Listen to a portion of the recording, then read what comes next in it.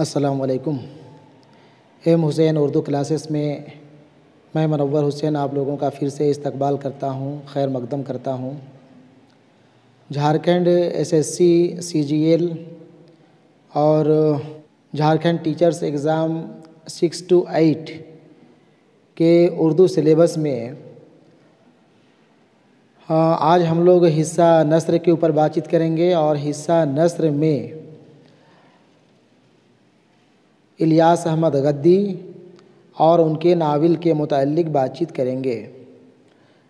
आप लोगों का सिलेबस में अब सिर्फ़ हिस्सा नस्र में नावल और जो अफ़साने आप लोगों को पढ़ने हैं सिर्फ़ उसी के ऊपर बातचीत नहीं हो पाई है। बाकी जो भी सिलेबस थे उसके ऊपर कम व बेश बातचीत हो चुकी है। आज आप नावल फ़ायर एरिया और उनके मुसन्निफ़ इलियास अहमद गद्दी के मुताल्लिक़ यहाँ चंद अहम पॉइंट्स देखें।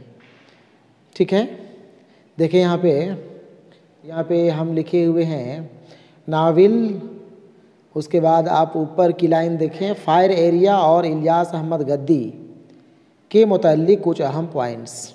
ठीक है ना, ध्यान से एक एक जुमला आप देखेंगे और मेरी बातों को सुनेंगे। पहला पॉइंट है नावल अंग्रेज़ी ज़ुबान का लफ्ज़ है। सवाल पूछता है नावल किस ज़बान का लफ्ज़ है? जवाब हो जाएगा अंग्रेज़ी ज़बान का। नावल अंग्रेज़ी ज़बान का लफ्ज़ है जो अतालवी ज़बान के लफ्ज़ नावेला से निकला है। एक एक लफ्ज़ के ऊपर आप ध्यान देंगे। नावल जो अंग्रेज़ी ज़बान का लफ्ज़ है यह अतालवी ज़बान, ठीक है ना, अतालवी ज़बान के लफ्ज़ नावेला से निकला है और इसके मानी नया होते हैं। ठीक है ना। आगे देखें, उर्दू में सिन्फ़ नावल का आगाज़ अलीगढ़ तहरीक के दौरान हुआ। ठीक है, उर्दू में 2-3 तहरीकें चली जिसमें से एक मशहूर तहरीक का नाम है अलीगढ़ तहरीक, जिसे सर सैयद तहरीक के नाम से भी जाना जाता है। इसी अलीगढ़ तहरीक या सर सैयद तहरीक के दौरान ही उर्दू में नावल का आगाज़ होता है। D.H. लॉरेंस के मुताबिक नावल ज़िंदगी की किताब है। ठीक है ना, D.H. लॉरेंस कहते हैं कि नावल ज़िंदगी की किताब है। सिन्फ़ नावल को अहदे जदीद का रज़मिया कहा जाता है। याद रखेंगे, सिन्फ़ नावल को अहदे जदीद का रज़मिया कहा जाता है। उर्दू में नावल निगारी का आगाज़ 19वीं सदी ईस्वी में हुआ था। ठीक है, आगे देखें, उर्दू का पहला नावल निगार डिप्टी नज़ीर अहमद को तस्लीम किया जाता है। उनके पहले नावल का नाम मरातुल उरूस है।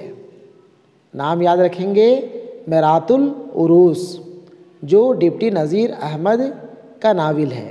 ठीक है ना। उनके पहले नावल का नाम मरातुल उरूस है जो 1869 ईस्वी में लिखी गई थी। सवाल यहाँ पे 2-3 बन रहा है। देखें इसी जुमले में कि उर्दू के पहले नावल निगार कौन थे, उर्दू का पहला नावल कौन सा है, या उर्दू का पहला नावल कब लिखा गया। इस तरह से 2-3 सवाल आपको एक ही जुमले में बन जा रहे हैं, इसलिए आप एक एक लफ्ज़ एक एक जुमले ध्यान से सुनेंगे। ठीक है, आगे देखें, आपके निसाब में शामिल novel fire area JSSC CGL और झारखंड टीचर्स एग्ज़ाम के सिलेबस में शामिल फ़ायर एरिया इलियास अहमद गद्दी की तख्लीक़ है। यह नावल पहली बार 1994 ईस्वी में शाये हुआ। ठीक है, नावल फ़ायर एरिया 1994 में शाये हुआ। नावल फ़ायर एरिया 3 अदवारों यानी 3 बाब या 3 हिस्सों में तकसीम है। ठीक है ना, सवाल पूछ सकता है नावल फ़ायर एरिया कितने अदवार में या कितने बाब में या कितने हिस्से में तकसीम है। जवाब होगा 3 हिस्सों में। पहले हिस्से में मुल्क के आज़ाद होने से कबल का झरिया या धनबाद की कहानी है।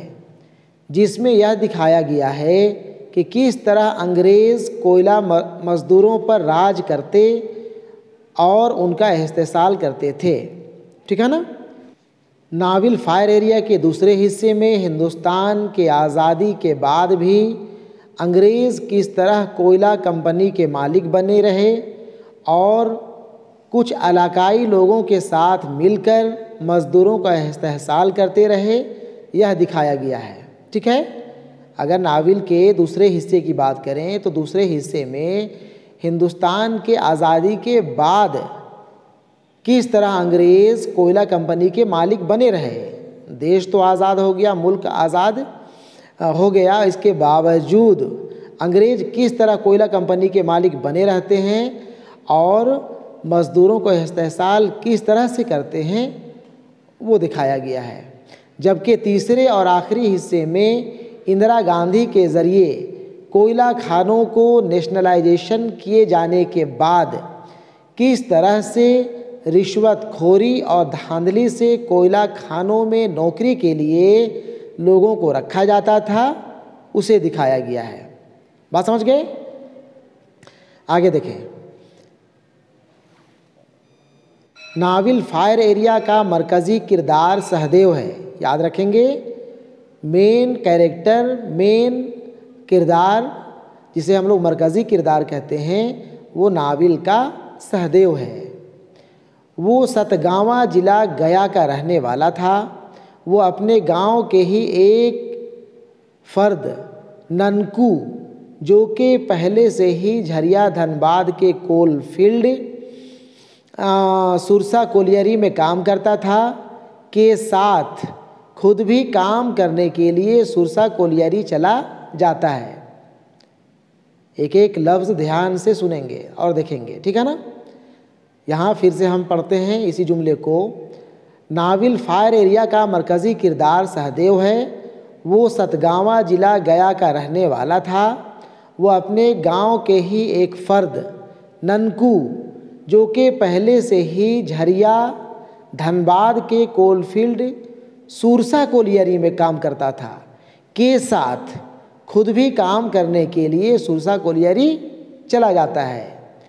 कोलियरी में काम करते हुए और धोड़े कहा जाता है मज़दूरों के किराए में रहने का घर को, और धोड़े में साथ रहते हुए सहदेव की रसूलपुर के रहमत मियाँ से काफ़ी अच्छी जान पहचान हो जाती है।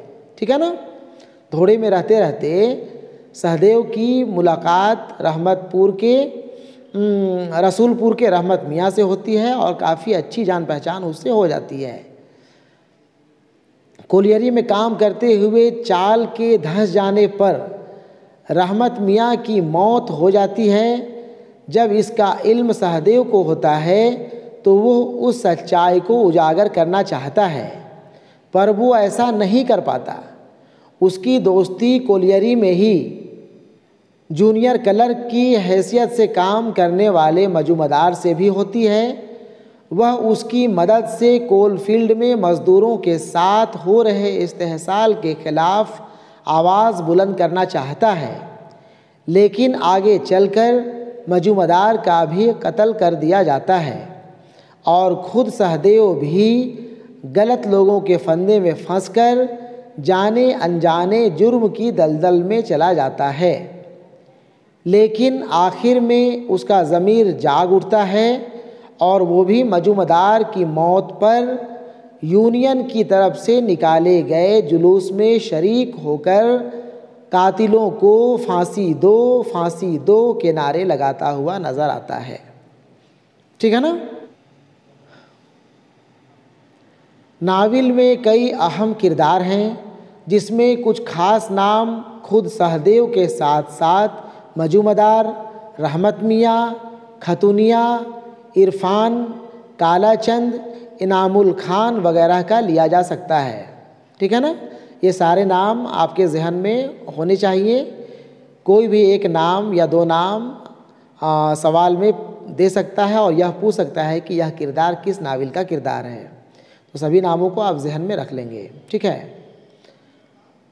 आगे है नावल फायर एरिया कोलफील्ड के मौजू पर लिखा जाने वाला पहला उर्दू का नावल है।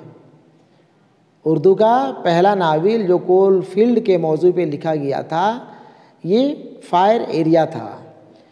इसी नावल पे इलियास अहमद गद्दी को 1997 ईस्वी में साहित्य अकादमी अवार्ड मिला था। ठीक है ना, काफ़ी मशहूर अवार्ड है साहित्य अकादमी अवार्ड। ये अवार्ड इलियास अहमद गद्दी को 1997 में उनके वफ़ात के 1 साल के बाद मिला था। ठीक है ना। अब देखिए हम मुख्तसर में इलियास अहमद गद्दी की हालात ज़िंदगी। इलियास अहमद गद्दी की पैदाइश 1932 ईस्वी में धनबाद के झरिया में हुई थी। उनके वालिद का नाम अहमद गद्दी और वालिदा का नाम बतूलन बीबी था। उनके बड़े भाई गयास अहमद गद्दी थे जो उर्दू के मशहूर व मारूफ अफसाना निगार थे। उनका एक अफसाना परिंदा पकड़ने वाली गाड़ी आपके निसाब में शामिल भी है, जिसे हम लोग अगले क्लास में इंशाअल्लाह देखेंगे। इलियास अहमद गद्दी का इंतकाल धनबाद में ही 1997 में हुआ। यहाँ पे हम ऊपर में आप लोगों को बतलाया कि इलियास अहमद गद्दी को साहित्य अकादमी का अवार्ड उनके इंतकाल के 1 साल के बाद मिला था।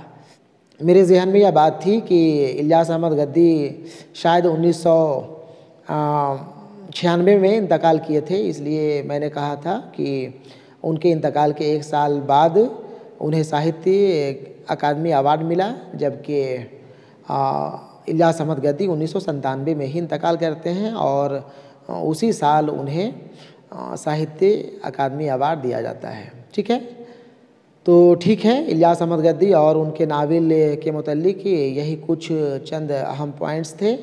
आप इसे 1-2 बार ज़रूर देख लेंगे, पढ़ लेंगे और सुन भी लेंगे तो ज़्यादा बेहतर होगा।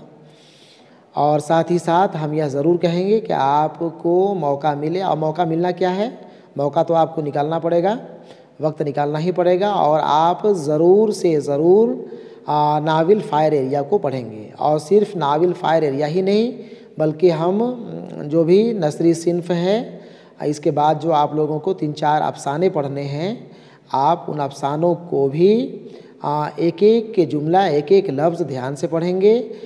इस नावल को भी पढ़ेंगे, भले ही पढ़ने में आपको 8-15 दिनों का वक्त लग जाए, लेकिन ज़रूर से ज़रूर आप नावल पढ़ेंगे। और शेरी सिन्फ में जैसा कि नज़्म गज़ल वगैरह देखे थे, वहाँ से भी आप एक एक शेर, एक एक मिसरे को ध्यान से पढ़ते जाएंगे। ठीक है, आप टेक्स्ट बुक ज़रूर देखेंगे, ज़रूर पढ़ेंगे। ठीक है, चलिए फिर, अल्लाह हाफिज़।